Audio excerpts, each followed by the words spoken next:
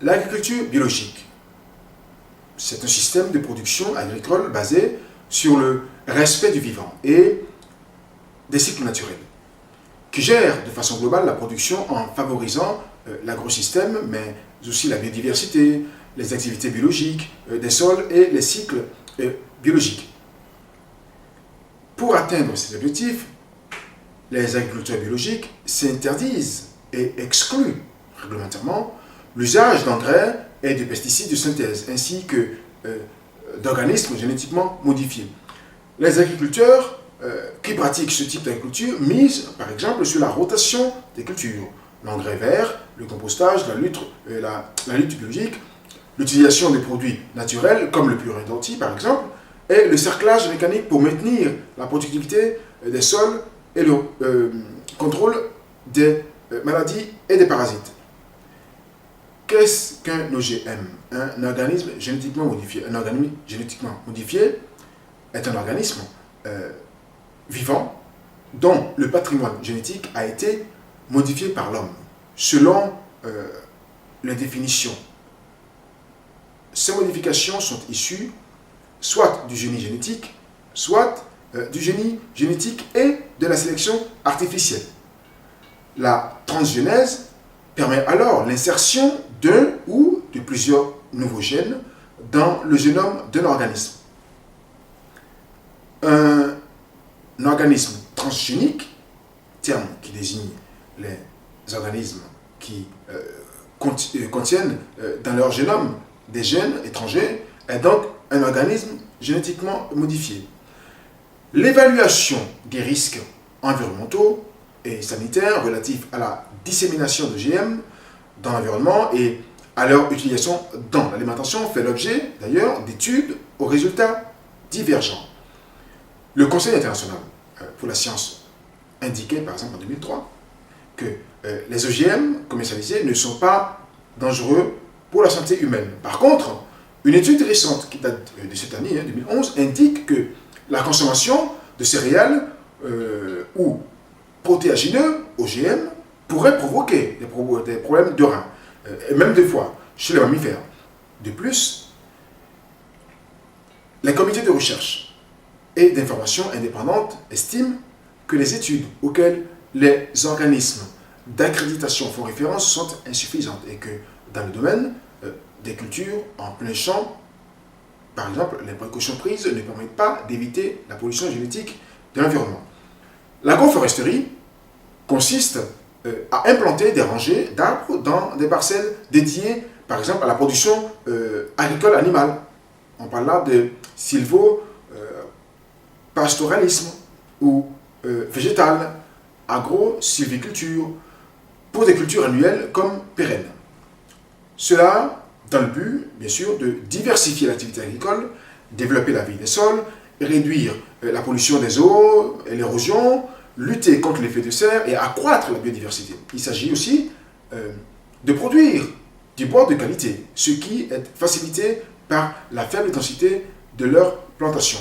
Une parcelle agroforestière bien conçue et conduite dans laquelle les arbres sont complémentaires et non concurrents a une productivité supérieure à celle de l'assolement dans lequel chaque espèce est par exemple cultivée séparément. Le gain de rendement global est estimé à 30%, même si les premières années, elle peut être diminuée de 5%.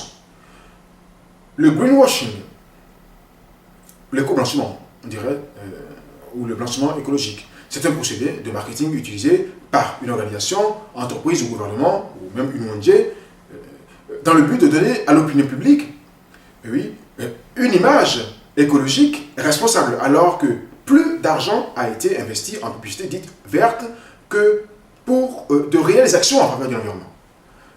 L'objectif ici étant purement et simplement de tromper l'opinion publique, dans le seul but de valoriser ces produits ou de simuler un discours, voire une volonté politique responsable. Autrement dit, l'acte de faire de l'éco-blanchiment est l'acte de transmettre au public des informations biaisées, qui sont, dans le fond, et dans leur expression, une présentation erronée des faits et de la vérité, dans le but d'apparaître socialement et ou environnementalement responsable aux yeux d'un public ciblé.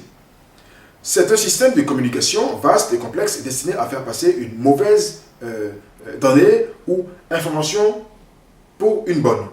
C'est le mot d'envers. L'éco-blanchiment, c'est s'habiller en vert, écolo, si vous voulez, ce qui n'a rien à voir avec la protection de l'environnement. Ce terme fait donc référence au double langage des organisations qui parlent de développement durable et de protection de l'environnement, en l'inscrivant même dans leurs objectifs, alors qu'en vérité, leurs activités consistent à augmenter la charge que fait peser l'humanité sur la planète. L'éco-blanchiment se caractérise souvent par le changement de nom de la marque ou du produit pour donner l'impression de nature, par exemple en imposant l'image d'une forêt sur une bouteille de produits chimiques. En effet, de plus en plus de publicités utilisent abusivement l'argument écologique pour vanter comme bon pour l'environnement des activités et des produits en réalité polluants ou dont le bilan écologique est négatif. Ces publicités peuvent être abusives, voire mensongères.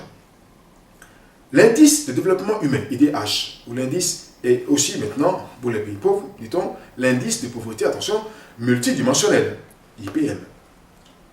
L'indice de développement humain est un indice statistique composite créé par le Programme des Nations Unies pour le développement, le PNUD, en 1990 pour évaluer le niveau de développement humain des pays du monde. L'IDH se fonde sur 3 critères majeurs: l'espérance de vie, le niveau d'éducation et le niveau de la qualité de vie.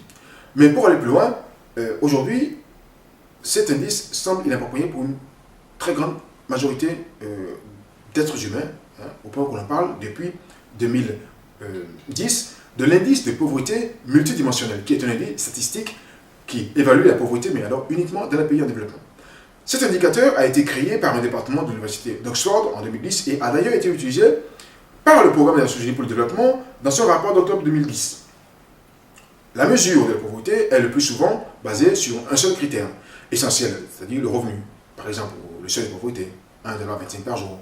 Cette approche de la pauvreté ne fournit bien sûr qu'une image partielle de celle-ci. D'où le travail de Sabina Alkir et de Maria Emma Santos, qui ont travaillé au sein de l'OPHI, Oxford Poverty and Human Development Initiative, qui ont travaillé à partir de 10 indicateurs de la pauvreté, à la fois d'où son caractère multidimensionnel. Parmi ces critères, la mortalité infantile, si un enfant est mort dans la famille, la nutrition, si un membre du monde de la famille est en malnutrition, les années de scolarité, si aucun membre de la famille n'a fait 5 ans à l'école, la sortie de l'école, si un des enfants a quitté l'école avant 8 ans par exemple, l'électricité, si le foyer n'a pas d'électricité, l'eau potable, s'il n'y en a pas à moins de 30 minutes de marche, par exemple, les sanitaires, s'il n'y a pas, ou bien s'ils sont partagés avec d'autres, le sol de l'habitat, si le sol est couvert par de la boue,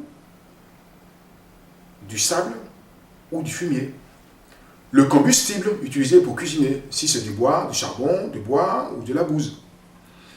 Les biens mobiliers, si pas plus de biens parmi la radio, donc soit la radio, soit la télé, soit le téléphone, ou alors le vélo, sinon simplement la moto. L'indice s'intéresse au foyer, comptabilisant les privations qui les touchent dans les domaines de la santé, de la scolarité et du niveau de vie. Je pense qu'il était nécessaire de faire le point sur l'ensemble de ces mots-clés pour une meilleure compréhension et exploitation de cet outil. Merci de votre attention.